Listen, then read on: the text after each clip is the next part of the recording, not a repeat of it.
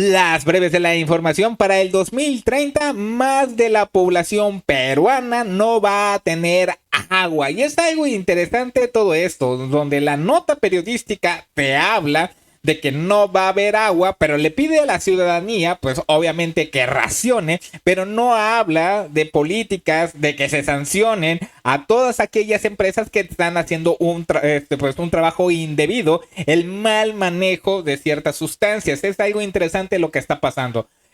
Para poner un poco de contexto, porque esto al final son políticas sustentables, políticas ambientales, no tienen que ser tan agresivas. Para poner en contexto, en menos de 4 años han pasado 6 presidentes. Para entender esto, hay que establecer que dentro de lo que es Perú existen diferentes facciones, diferentes grupos.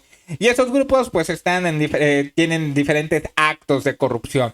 Y obviamente van sacando a presidentes y a presidentes. ¿Qué es lo que establece la nota periodística? Que es de risa, pero es interesante cómo le pide a la ciudadanía seguir cuidando el agua. Establece lo siguiente. Ojo, a pesar de que Perú es el octavo país con mayor disponibilidad hídrica en el mundo y cuenta con casi el 2% del agua dulce del planeta, enfrenta una crisis hídrica creciente. Es decir, es uno de los países privilegiados por tener abundante agua, tener un clima porque está dentro de la Amazonía, pero establece lo siguiente. Según CEPLAN, el Centro Nacional de Planeamiento Estratégico, para el 2030, el 58% más de la población peruana van a vivir en zonas con escasez de agua, lo que va a agravar los conflictos sociales y afectará los sectores claves como la agricultura y la industria. Es decir, que el Producto Interno Bruto también se va a ver vapuleado. Establecen lo siguiente.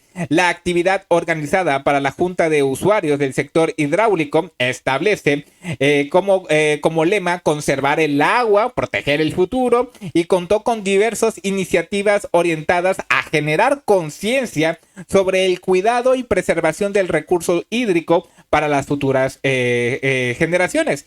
Es una junta que establece eso, ¿no? Hay que crear conciencia. Pero lo interesante es esto. El problema no es solo la cantidad de agua que tenemos, sino cómo la gestionamos, cómo la distribuimos. Es fundamental educar a la población y a las autoridades para fomentar una cultura del ahorro y el cuidado del agua. Es algo interesante, educar a la ciudadanía. Recordar que Repsol 2022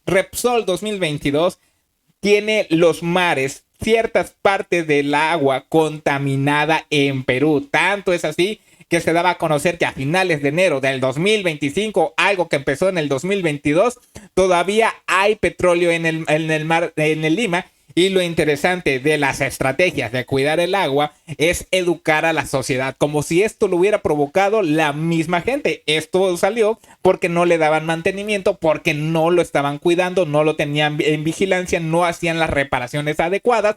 Pero lo interesante es hacer creer que los peruanos tienen la culpa. E inclusive cuando alguien quiere decir, ¿sabes qué? Vamos a cuidar el medio ambiente, pues va a ser más difícil allá en Perú. Porque el 60% de los congresistas, llámese senadores, llámese diputados, como ustedes quieran decirlo, 60% de los congresistas respaldan leyes que benefician la extracción ilícita, o sea, no es legal, ilícita, de minerales y la destrucción de bosques ancestrales. Cuando tú apoyas a algo ilícito, en este caso cuestiones mineras ilícitas, hay ahora sí hay probabilidades de derrames de cierta sustancia porque lo hacen ilícito. Y aquí lo interesante es que también estos congresistas, más del 60%, están a favor de destrucción de bosques, que son los árboles que son imanes para traer el agua, traer la lluvia, traer el agua. Pero es algo interesante